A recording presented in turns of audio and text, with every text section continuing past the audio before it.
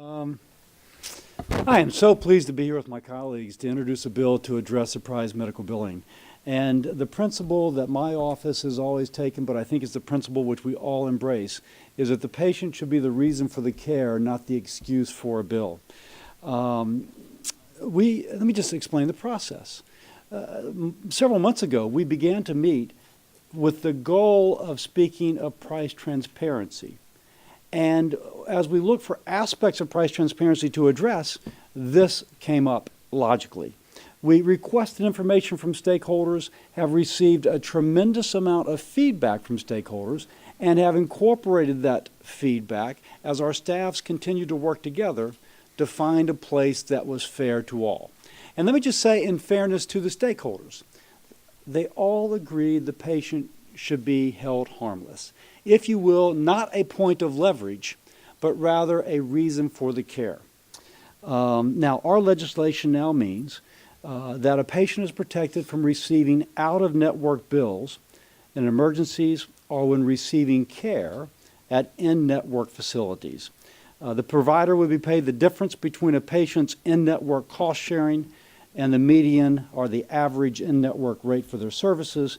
But if the provider doesn't like that, then they can go through an arbitration process with the insurer and they work out the differences, but the patient is held harmless. And I like to say, if the principle is that the patient should be the reason for the care, not an excuse for a bill, this legislation takes that principle and turns it into a practice. And that is our aspiration, that is our goal. I think that is what we accomplish. And now I'll turn to my colleague, Michael Bennett. Thank you, Senator Cassidy. Thank you so much. Thank you for your leadership. Thank you for being a doctor and bringing a doctor's perspective to this work, somebody who actually knows how our healthcare system works. It's a great privilege to be here with Senators Hassan and Young as well. It's been almost 2 years since we started our work to prioritize transparency in healthcare. And when we first requested ideas from the American people on what needs to be addressed, we received over 100 comments. And from these comments, one thing was clear.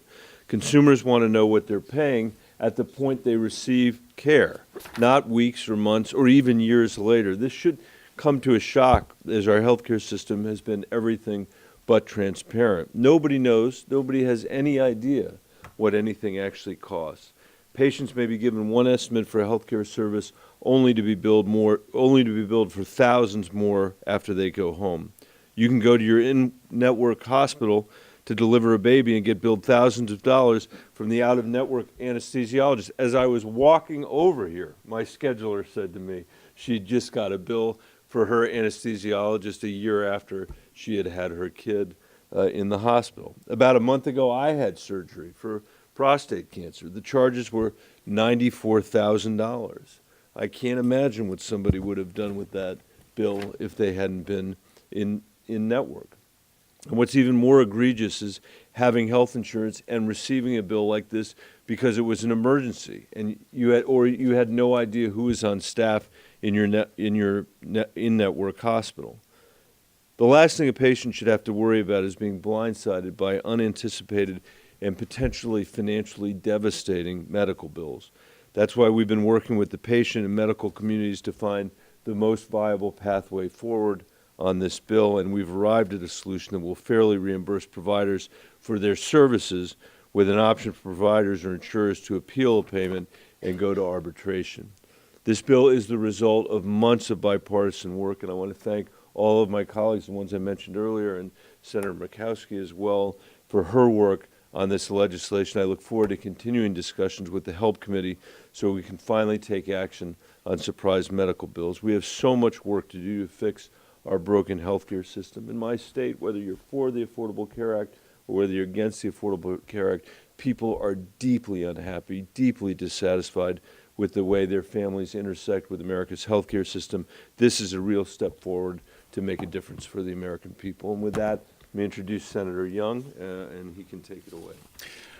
Well, thank you. It's a privilege to be here with my colleagues. You might say this legislation is designed to make it safe for Americans to open their mailboxes again. Too many American families have been hit with costly surprise medical bills at their most dire time of need. This includes Hoosiers who've been caught off guard by huge unexpected medical costs despite doing their research in advance. One of my constituents from Kokomo, Indiana, wrote to me about her experience with surprise medical billing. She went to a hospital in her insurance network, but that hospital uses out-of-network emergency room doctors, which is common. She was stuck paying $1,300 not knowing the ER doctor was out of network. She's attempted to appeal with no success, and she wrote to me, quote, "This is a totally unfair practice. In my opinion, fraud, because the patient has no idea that the doctors are out of network until they receive the balance bill. These patients are, for the most part, too sick to even question whether the doctors are in or out of network. Something has to be done." Well, we are doing something. Another Hoosier from Osceola, Indiana, wrote to me about her daughter's surgery to remove a tumor. She researched the lab, she researched the doctor, she researched the surgeon and the hospital, and even communicated with her insurance company to be sure, to be absolutely certain that she was covered. But despite doing her due diligence, she was later surprised to receive a bill from an out-of-network anesthesiologist, which was turned over to a collection agency. No one wants to get these letters. No one wants to get these phone calls. I think so many of us can identify with this. She wrote to me, quote, "I am so upset with this agency could surprise charge me like this, and this agency wants to ruin my young daughter's credit that she's trying so hard to protect." Now, sadly, stories like this are occurring all over the country, and that, of course, is why I've joined together with my colleagues here to do something about this. After carefully studying this issue and possible solutions, we've come up with an approach that protects families from financial strain by establishing a process that keeps patients out of these billing disputes and enables them to focus on their health rather than the anxiety of unexpected medical bills. So once again, I commend my colleagues for their hard work on this effort, and it's great to join together with you. You take away our script, take away our order. I think it's Maggie next, but just there. And next, someone who's been leading on this for some period of time, that was a dramatic pause, Senator Cassidy, is Senator Hassan. Thank you. Thank you very much. Senator Young, thank you very much for your comments, and it's really great to be here with my colleagues from both parties to announce our bipartisan legislation to end the truly absurd practice of surprise medical billing. I'm grateful that we have been able to develop this legislation in a thoughtful, bipartisan way, because as you've heard, people really are struggling with these surprise bills. I start with the principle that people get health insurance so they won't be surprised by their health care bills. That's the whole point. So it is completely unacceptable that people do everything that they're supposed to do in order to ensure that their care is in their insurance network, and then they still end up with these large unexpected bills from an out-of-network provider. It's an issue that I too hear about all the time from my constituents, and the stories are like the ones you've heard, so outrageous. One of my constituents is a woman named Donna Beckman from Seabrook, New Hampshire. She did everything right when she had symptoms on a weekend that concerned her. She called her doctor. The doctor's office said, "It sounds like symptoms of a heart attack. You should go to your emergency room." So she went to her in-network emergency room and found out later that the doctor who saw her at the very end of the visit, who examined all the tests and said she was fine, was out of network. And so she ended up with a bill of over $1,600. And we also know that non-emergency situations can result in surprise medical bills too. So that's why it's so important that our bill would end surprise medical bills, both for emergency care, regardless of whether the facility or provider is out of network, and for non-emergency care at in-network facilities. Under our bill, a patient would be responsible for the in-network cost-sharing amount of their care, just as they would in any in-network situation. But then the patient would be totally removed from any subsequent payment disputes. That's really the key part of our legislation, taking the patient out of these payment disputes between plans and providers. There is strong bipartisan momentum behind ending the absurd practice of surprise medical bills. Senator Cassidy and I were at the White House last week to join the president as he spoke out on the importance of addressing this issue. I'm hopeful that we can continue working together to pass this legislation and get it signed into law. I want to thank all of my colleagues again here today for their work and leadership on this issue, and it's now my pleasure to hand the podium over to the excellent senator from Alaska, Senator McCaskey. Thank you. Senator Cassidy, Senator Hassan, all of you who have worked so hard along with us for, again, so many months in such a collaborative way and effort to address the stories that we hear. People think that a lot of our job is to roll up our sleeves and be working legislative text. A lot of our job is taking the phone calls, visiting with folks back home, walking through an airport, and you hear the most personal of personal stories because people are mad. They're upset, they're frustrated, they've been sick and tired, and now they get the double whammy with these surprise bills that come after the fact. The individual who goes in for his colonoscopy, he's done, as we all say, he's done everything right, he's checked everything out, he's gotten the clear go-ahead while the procedure is underway, and he is asleep. Polyps are found. The doctor does the right thing, sends it to the pathologist, sends it to the lab. Unfortunately, the lab is out of network, the pathologist is out of network, and surprise, when you wake up, it's not what you thought it was going to be. I can guarantee that with every one of you in this room, as young as some of you are, there is a story that you know or in your family about somebody who has been surprised with some add-on to the bill when they thought that they were going to be covered, that they had done their homework. It would be akin to going to a store, purchasing a new jacket and paying full price for it, taking it home, and then 4 months later getting a bill for the bag that they put it in, the tag that was attached to it, and being told this is what you're obligated to do. And then you have to continue the fight from there. The effort to get the patient out of the middle, the effort to make sure that the patient is no longer used as the bargaining chip in these disputes, this is what this effort is all about.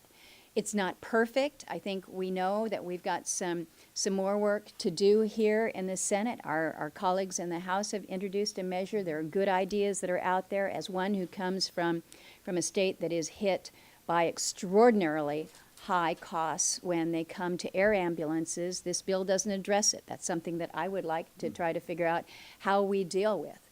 But what this does is a good first step towards greater transparency so that we can end these surprise medical bills. So I thank all of my colleagues for their great efforts with this. Thank you, Senator Cassidy. Any questions? Yes, ma'am. I'm Sarah Hanson with Louisville Law.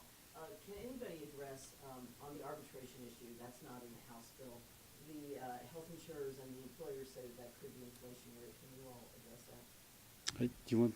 Well, so it's, first of all, it's baseball-style arbitration, and it's modeled on what has been working well in New York for some time. One of the things we were able to do with so many stakeholders who gave us their thoughts and responses was really look at what's happening around the country. And what we're trying to do here is make sure that when the insurer and the provider can't settle the dispute on their own, there is a simple, straightforward baseball-style arbitration. Each side puts in their most reasonable offer, and the arbitrator chooses which of those offers is more reasonable. And we've got benchmarks in the bill that will allow providers to make the case about why their fee should be more than the in-network amount. But at the end of the day, it has been working well in New York, and what a recent report shows is that increasingly insurers and providers don't go to the baseball arbitration at all. They just settle this between themselves because the arbitration system has set some standards that they now all abide by. Can I say this? Arbitration is not automatically triggered. What is already there is that the doc would be paid an average of what, or median, I should say, a median of what in-network prices are. Now, that's important for the physician because that keeps the cash flow going. And if you're a small practice and all of a sudden a whole heck of your practice is, subject to arbitration sometime down the road, you have a problem paying your nurse. So there is already that benchmark. It is only if that is not satisfactory that it flips to arbitration. CBO actually scores our bill as saving money. So I think people are fearful of change. CBO says we save money. Again, it's the average of in-network pricing. Median. Median. Yeah, you said. Yeah. Yes. This question is for Senator Murkowski. Can you elaborate on the air ambulance aspect? What are the challenges? How about $100,000 to get you from your village to Anchorage, where you will receive your medical treatment because you have an emergency? The reality is, when you're in a state where 82% of your communities are not connected by road, you have to fly. And if you're in an emergency, you need to have that air med, that medevac, sent out to whatever small, remote, isolated, islanded community you're in. And it has to be immediate and on demand. You have to send the flight crews with it, so they're expensive to begin with. You add the tyranny of distance, and you can be looking at medevac flights that are anywhere from $50,000 to $100,000. Some people have insurance that covers that because they know that is a part of what they deal with living out in a remote area. But if you think health insurance is expensive in the highest cost state like Alaska, think about what your medevac insurance would be. So this is a significant issue for those of us that come from rural and highly rural states like Alaska. And can I just comment on that? Mm-hmm. One thing to say, Susan, the jurisdictional issue is that this is actually an FAA issue. And so we would love to address it, but it's going to take something a little bit, trans-jurisdictional, if you will. And we've been discussing this with Commerce Committee. And I also want to thank my colleagues for correcting me. It is the median, not the mean. And lastly, Tom Carper's not here, but Tom Carper's office was very much involved in this, and I also want to stress that. Got a bunch of questions. Yes. I know the White House and Senator Lamar Alexander have expressed some concerns over arbitration, so I was curious what is the path forward for this? Do you guys have any commitments from Senate health leadership that they'll use this approach for their broader health cost package? We've discussed this with the Senate leadership. I think you see here kind of getting that sweet spot. Recall what I said, we do not start off with arbitration. We start off with the median of in-network pricing. So I think that's where they want to be. But I will note that Greg Walden on the House side, for example, said that he would be okay with arbitration. So obviously this is a process. We're in negotiations. We have been trying to take committee leadership's concerns. We think we've got that sweet spot, but we'll see, and that's what we'll see going forward. Yes. What other sticking points do you anticipate coming up when you negotiate between other proposals here and proposals in the House? Well, what I think has been important for all of us is just keeping the focus on removing the patients from the middle of the dispute, and precisely how the dispute gets resolved between the insurer and the provider is, again, something we'll all keep talking about. To Senator Cassidy's point, we think we found a place where both providers and insurers have a fair process if they need it, and we want to just keep focused on getting the patients out of the middle and keep talking to our colleagues, because I think we all believe there's a path forward, and the American people are absolutely demanding that we address this. Every day that we don't, people are to Senator Young's point, opening up their mailboxes and getting surprise medical bills often that will impact them very severely financially. Liz? Obviously, there have been a lot of points about how this varies from what the House has proposed. You have a bipartisan group here, but I'm curious if y'all have had discussions with some of your House colleagues, if there seems to be any sort of consensus behind this bill as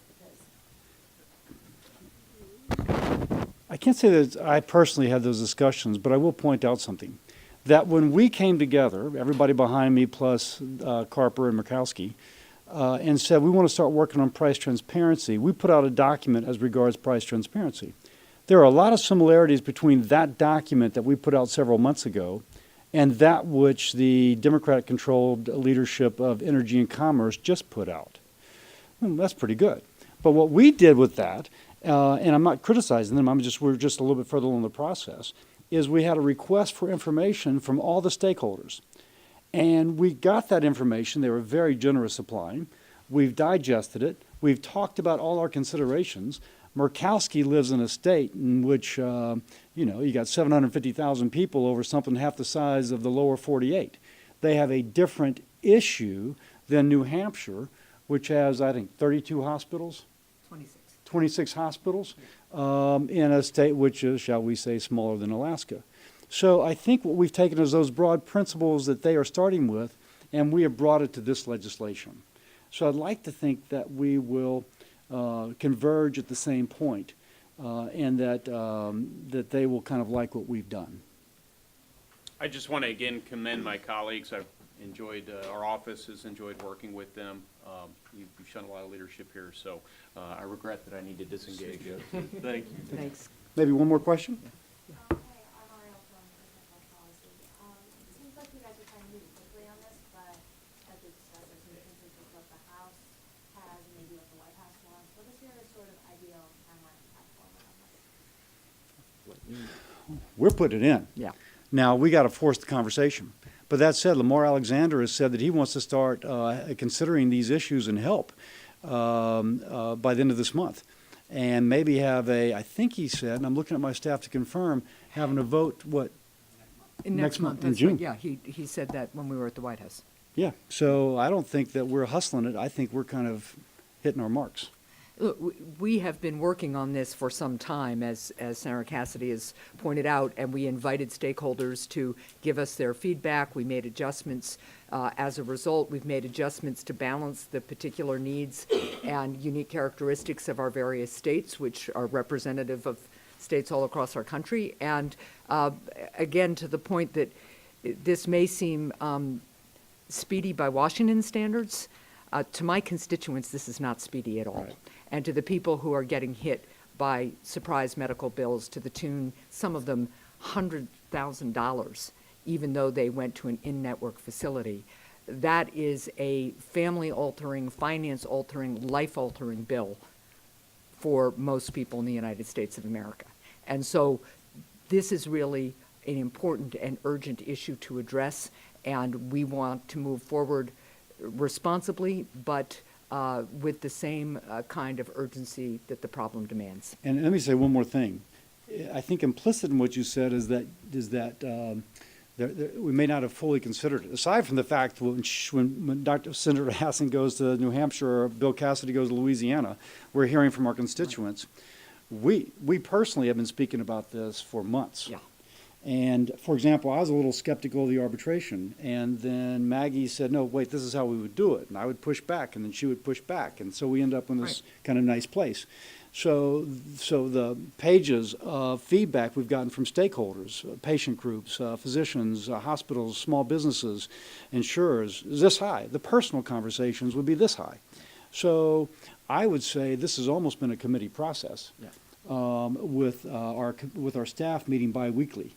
So there's a lot that's going into this. It is a mature product. Is this being introduced today? We consider this the date of introduction. There might be a tweak yet on the legislative language, but we consider today the date of introduction. So thank you all very much. Thank you all very much. Thank you, Maggie. Thank you, Bill.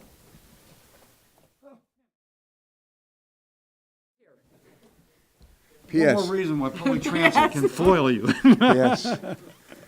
A MARC train earlier this morning struck a pedestrian and on the northeast corridor just south of Baltimore. It shut down the northeast corridor.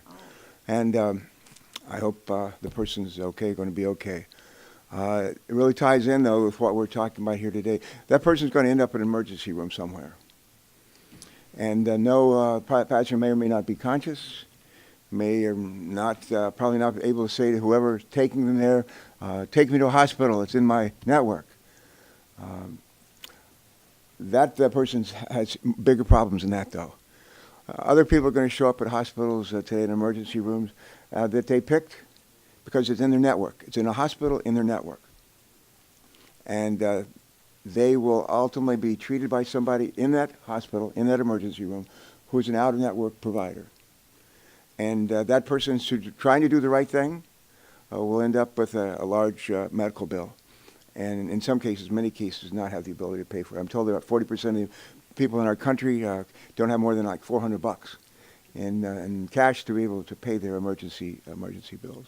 Later today, Bill and I will, before we go to our caucus lunch, Bill and I will be in a Bible study with Barry Black, who is the Senate chaplain, retired Navy captain, retired Navy admiral, and former chief of chaplains of the Navy Marine Corps. Every week that we're with him for a half an hour, he stresses to the 7 or 8 of us who show up, we're usually those of us who need the most help, he will stress to us the golden rule, the need to treat other people the way we want to be treated. And he always reminds us it's the most important rule of all. And I think if there's ever a piece of legislation that reflects that we should love our neighbor as ourselves, treat one another as we'd want to be treated, always put ourselves in somebody else's shoes. This legislation is that bill. So I wouldn't say it's divinely inspired, but we're going to work very hard with all of our God-given energy to get it enacted here in the Senate and the House and get it signed into law. It's the right thing to do. Thank you so much. Thank you. Thank you.